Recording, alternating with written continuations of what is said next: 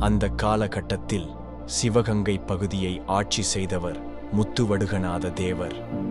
அவர் ஒரு நீதிமானும் கொடை வள்ளலுமான மன்னராக அறியப்பட்டார்.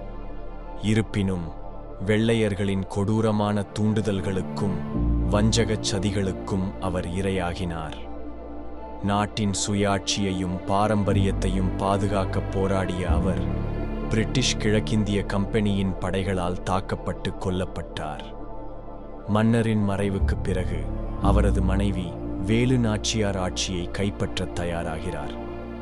வேலு நாச்சியார் எளிதில் மிரட்டப்படக்கூடிய மனிதர் அல்ல. அவர் அறிவும் ஆற்றலும் நிறைந்தவர். ஆனால் நிலைமை மோசமாக உள்ளது. வெள்ளையர்கள் அவளையும் அவளுடைய அரச சிம்மாசனத்தையும் அழிக்க முயன்றனர்.